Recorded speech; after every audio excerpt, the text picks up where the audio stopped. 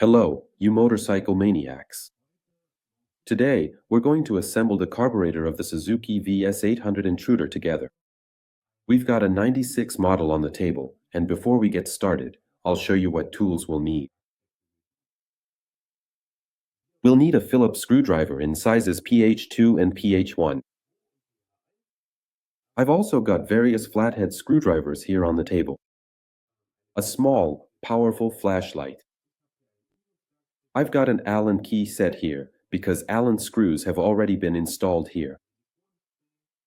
We'll need some silicone spray, a thin fuel hose, an open-end ring spanner in 6 and 8 mm, and then I've also got a pair of needle nose pliers and combination pliers here on the table. And of course, we've already got 2 repair kits here, and 2 new air cut membranes will also be installed. One more important note, please make sure to take a quick look at the video description. If I forget to mention something or if any new information about your carburetor comes up later, I can add it there. You'll also find in the video description an email address for a professional to whom you can send your carburetor for ultrasonic cleaning. Another question that comes up a lot, does the carburetor guy actually make money from this? Here's the cool part. If you buy the repair kits from the affiliate links in the video description, you support our channel's maintenance and growth. Plus, you get a shop with fast shipping and fantastic reviews. Alright friends, before we really get started, let's check a few things here for flow. For that, I've got this hose here. One end goes in my mouth and the other end I attach right here. I'll show you this with one example, and then I'll show you where else you need to check it. This channel here is where the choke gets its fuel. Yep, you can really hear that clearly. And please do the same thing at this spot. There's a small opening there. Then please check in here. There's a jet in there. So again, place the hose flush against it and listen to see if there's a passage. Then please check this opening up here. And then there are 2 more up front here. This one and this one. Let's get started with assembling the mixing tube. If you take a look inside there, you'll see this little notch. The mixing tube has to be threaded in from the other side here, but the notch is important because the mixing tube has a groove here, and that has to line up exactly where the notch is. So you basically have to thread it in the right direction. I'm going to turn it the right way now, and then you place the carburetor like this, because from here you can thread it in, so to speak. Here's the groove, and on this side is the notch, so I'll thread it in here. And when it's positioned correctly, it can snap in completely and slide through. If the groove isn't where the notch is, it won't go in all the way. I'm holding it down here with one finger, and then this little brass screw goes on top. It's a 6 mm hex head. This holds everything in place here, so that's what we'll start with. I'm tightening it now. When tightening the screw, remember that it's only a small thread and also a pretty soft material. So please don't overdo it. This tab and the notch are there so that it doesn't keep turning, so you don't have to hold it in place, since you can't really get in there. Next up is the float needle valve. That's located here. Now, here I have in total. I've sprayed all the mounting openings with silicone spray, so here as well as here, where the main and idle jets go. I've also sprayed the float needle valve, the inlet part, since it has an O-ring here, so that it slides in smoothly. Please position it here, and then with a bit of back and forth movement, I'd almost say you gently massage it in. Please, no brute force. So it's in place now, and it's secured by a small Phillips screw with a wide collar. That's this one down here. It basically has a large washer attached to it. And right here next to the float needle valve, I'll show it again. Here's the thread for that screw.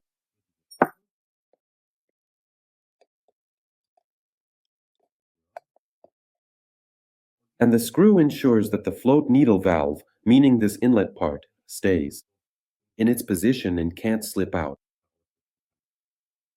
In the next step, I'll install the main jet. It sits here on a hex holder like this. This goes onto this little tube here and is screwed in place. You'll need an 8mm open-end wrench, and then you can tighten it here. Here's the same tip. Please don't overdo it. Soft material, small threads, so no excessive force here. Just tight enough. And since the repair kit comes with a new main jet, you can hold it here and unscrew the old one. I've already loosened it beforehand. Alright, now the old main jet can go, and we'll screw in the new one here.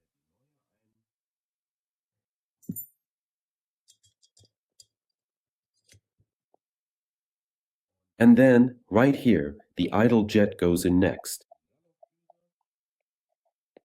Oh, sorry, I just bumped the camera. So, the idle jet is this one right here. We also have a new one included. It gets installed right next to it, exactly at this spot.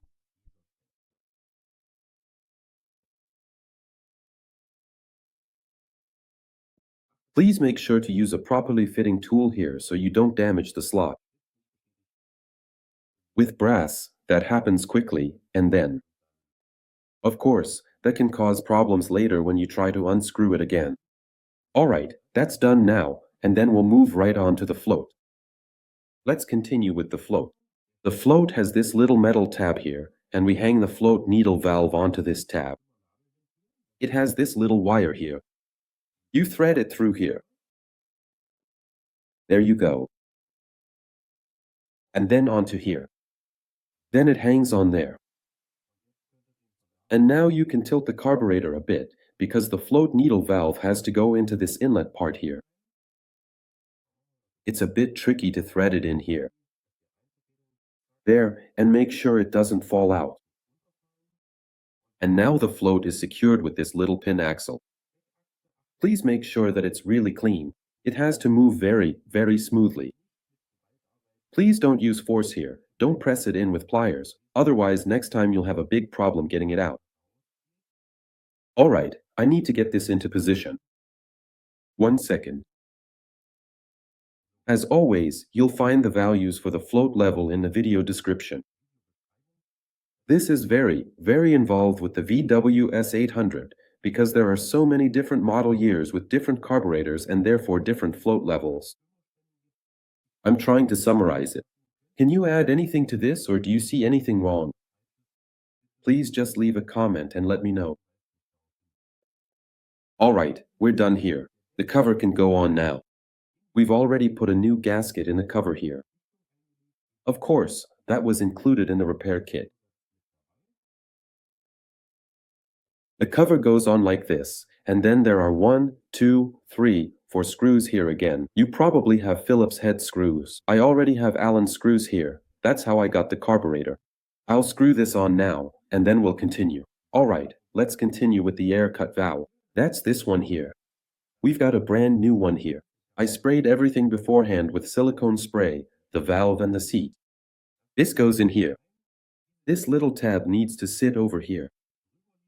Please make sure that it's sitting properly in this groove, or at least positioned so that it slips into the groove when we put the cover on. Now, this small but strong spring goes on here, and then the cover. This tab here on the cover needs to go over this part, where the diaphragm has this extension.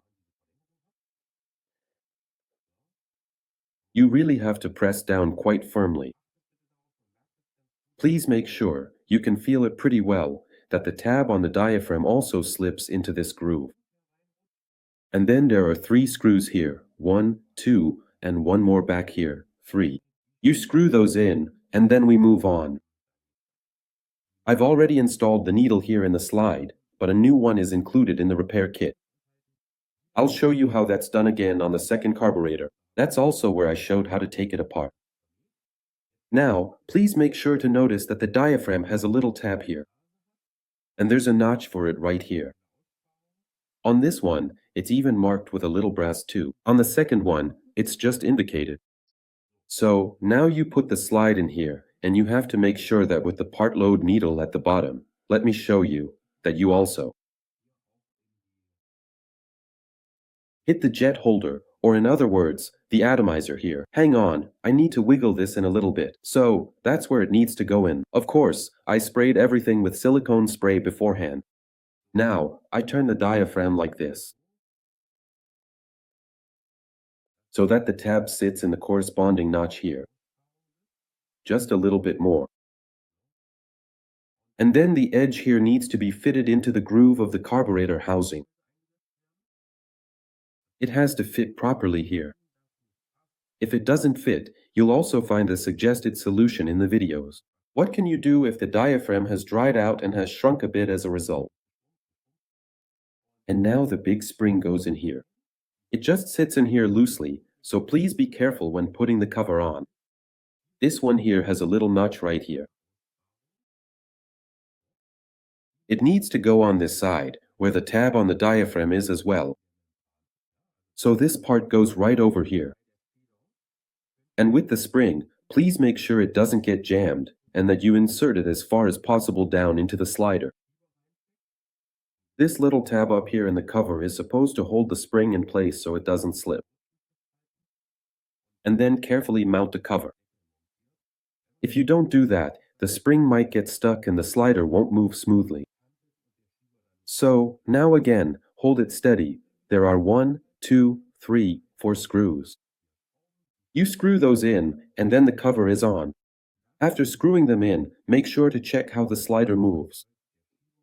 Yeah, is everything here moving freely? It's also normal for it to come down a bit more slowly like this. That also means the diaphragm is intact and properly seated everywhere. If you take a look in here, there's an air jet that you can unscrew. That was actually included as a new part in the repair kit. The contents of the repair kits always vary quite a bit. So of course I'll unscrew it and install the new one.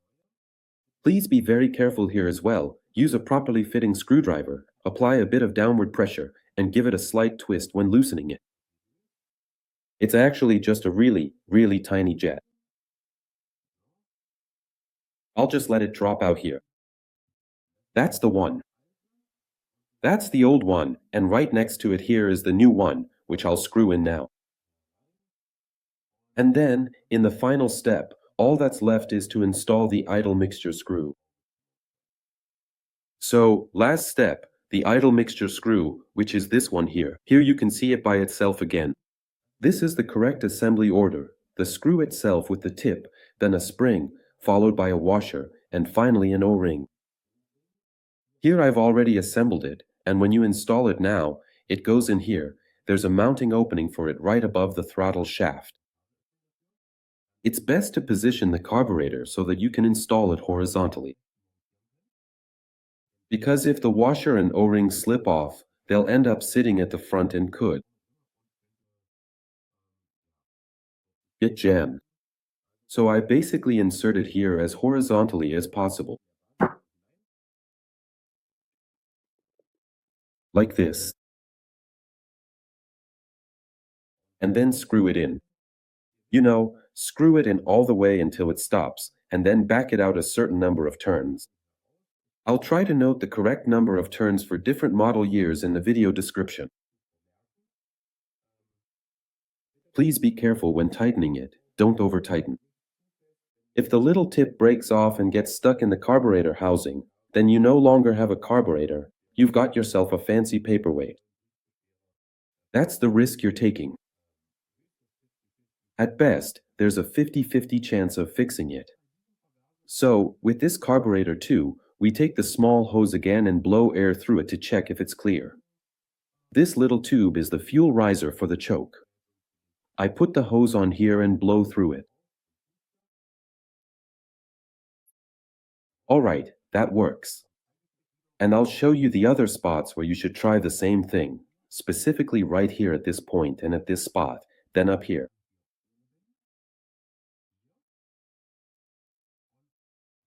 Right here, right now, at this very moment, right here, right now. Air needs to pass through all of these, and then we can start with the assembly. Here, we also start with the emulsion too. Here too, there's a groove in the material, a flat spot, you can see it there. And here you can clearly see from the outside that at this spot, that little tab is sticking in. You can see the small brass part there. Turn it again so that you can thread it in from above with the pliers. And already hold the jet holder so that it roughly lines up with the direction of that groove. Now carefully thread it in here. Please don't use any force. And if it's properly aligned, it will slide right in. No, it's not properly aligned yet. Now you see, it goes all the way up here, and it doesn't slip back down when I let go. Yeah, do you see that? It would slip out. So, let's start by installing the main jet first. The brass washer, which we mustn't forget, is included as a new part in the repair kit. And there's also a brand new main jet here. We screw it in here, and that already secures it from falling out again. Alright, now it fits in place. Great, it can't twist anymore. That's what this little tab in the material is for. Just tighten it up, and then we'll move right on to the float needle valve. Here we have the new float needle valve. I've sprayed it thoroughly here with silicone spray. Of course, the mounting opening as well. You can see this O-ring here on the side. We mustn't damage it. So, just like with the other carburetor, position it and use gentle movements here. Carefully apply pressure. There, now it's in place, sitting flush with its seat. And to keep it from slipping out, there's also let's take another look, a little screw with a really wide flange, kind of like a washer that's attached to the screw and that holds the float needle valve in position. Hold on, I need to turn this a bit so you can see it, but I also need to watch what I'm doing here.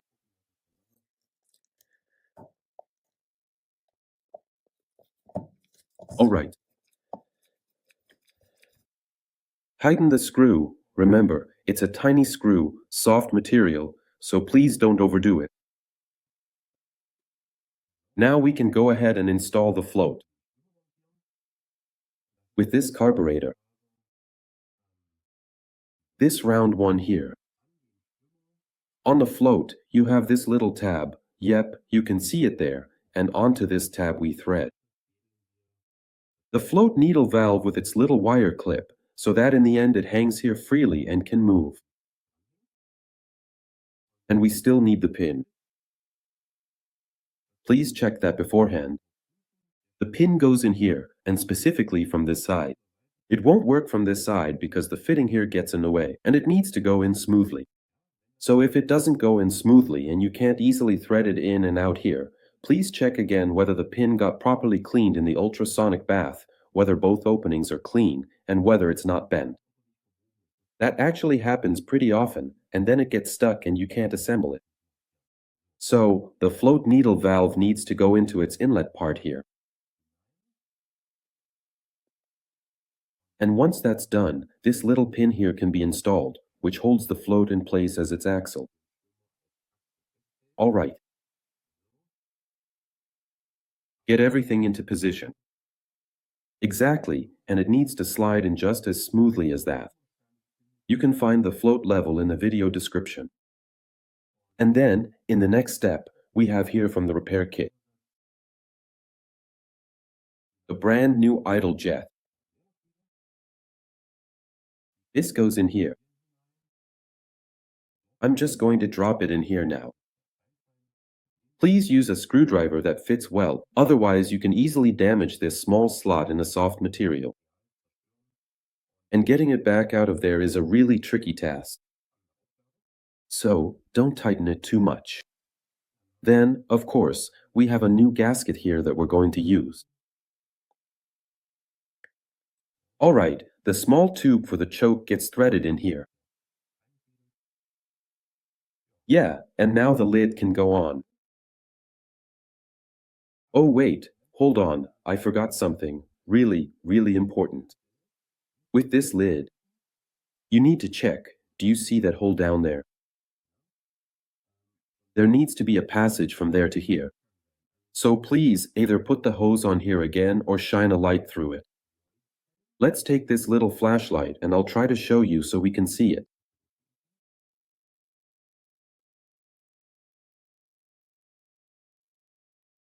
There, now you could see it. Right down there is a tiny little jet. Do you see it? And that controls the fuel supply for the choke. It has to be clear, otherwise the choke won't work. Alright, and this channel gets placed onto the small brass tube here. So, and then the 4 screws go in. 1, 2, 3, 4, and then we move on. Alright, next step, the air cut valve gets reinstalled. Here too, I sprayed everything thoroughly with silicone spray. The new valve is installed here, and you can see, this one also has that slightly extended. The tongue has to be placed exactly into the groove here. Here we have spring. And on this carburetor, there's a plastic cover here. To be honest, I don't even know why there are 2 different covers used here. Maybe something was changed here at some point. It's quite possible that yours looks a little different, but the operating principle is the same. Now, 2 screws go in here, while the other one had 3. Maybe you actually have a different cover with 3 screws for fastening. So, here you really have to hold it firmly, because the spring has quite a bit of force, so screw it in tightly, and then I'll show you how to install the needle in the slide. We did that during this assembly on this carburetor, and now of course I'll show you how to put it back together. Alright, let's get started. You can see 2 openings down there. The larger one is for the part load needle, the smaller one must stay clear. The smaller one is where the vacuum comes through the diaphragm. We'll start with this spring here. The spring goes into this opening here. It's really, really hard to capture on camera, but in this large hole, there's basically a recess. Maybe we can try to show it as well. Yeah, there it is now. You can see it. I'll move it a bit. The spring is sitting in there. Great, fantastic. And now I'll take the needle, again using the needle nose pliers. The needle is installed. There's a washer underneath here. Here's the clip that determines the position of the needle. And on top of that, there's a nylon washer. This is the correct one. Assembly order, and now I'm trying to hold it in such a way that I can thread it in without the spring falling out.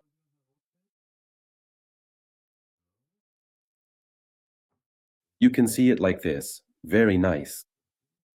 I carefully folded the diaphragm down, so now I have space here. So, and now I'm pulling a bit on the needle. We need to make sure that I can move it down here, so to speak. I have to hold it down here. Please don't bend it. And now the small retaining plate has to go on. The retaining plate has holes here and here for the screws. And this cutout here needs to be where the hole is that has to remain open, so that the vacuum can also reach up here, above the diaphragm. So, very important about this washer, you really need to pay attention to this. Right there at this spot, you can see, yes, you can see, there's a very small indentation, and on the other side, there's a tiny tab sticking out. The tab has to point downward, and the indentation has to face upward. Otherwise, the spacing between the screw holes and the opening for the hole that needs to stay open won't be correct. So that's really important. Now I'll thread it in, and then we'll continue. That's how it should look, folks. The 2 screw holes are now, basically this one and this one here, that needs to stay open. Nothing should go in there. And now you have the honorable task of putting in those tiny little screws there. That might work pretty well with a magnetic screwdriver, or you can do it like I do and use needle nose pliers to set them in place. I can't show you that right now, because we can't film here at the same time, and I can reach it with the pliers. It's a bit of a fiddly job. You can do it. Just a little patience and a steady hand, not like me right now. And then it works. We'll continue in just a moment.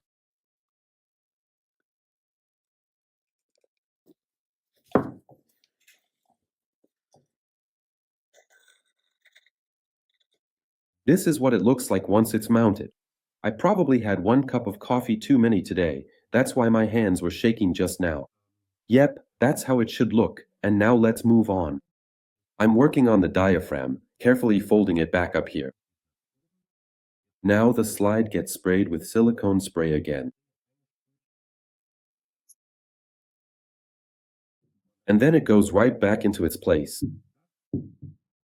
So, threaded in from above, you can see the atomizer head down there again.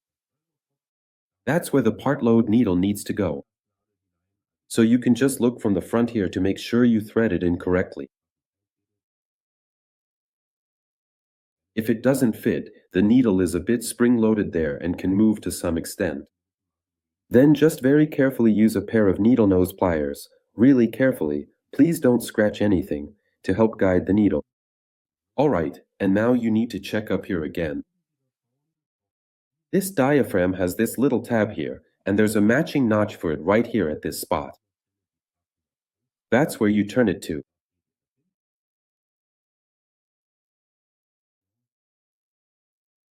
Then the groove of the diaphragm, meaning the edge of the diaphragm, needs to be fitted into the groove of the carburetor housing, so it has to be placed in there properly. Make sure that it's seated properly all the way around. Once it's sitting right, take the spring and, just like with the other carburetor, before you put the cover on, press as much of the spring down here as possible. Otherwise, it can get jammed here. By the way, this cover doesn't have a notch like the other one, so you can just put it on directly. Also, under this little tab of the diaphragm, there's no tube, so just put the cover on. This tab here in the cover acts as a lock for the spring, so the spring can't slip out of place. Of course, there's a right and a left side here too. Sorry. So, the cover is on. Please, once the cover is on, hold it in place. And now, from the front, just check it as a test. Does the slide move properly? Yes, it does. Alright, put in screws 1, 2, 3, and 4, and let's keep going. Now it's time for the mixture screw. This is what it looks like fully assembled. Here again, step by step, the order, the screw itself, the spring, the washer, and at the very front, the O-ring. This will also be installed here on this carburetor. This mounting opening is above the throttle shaft. And here too, I position it so that I can assemble it horizontally, so to speak. Please be careful with the screw. This little tip can get crushed very quickly.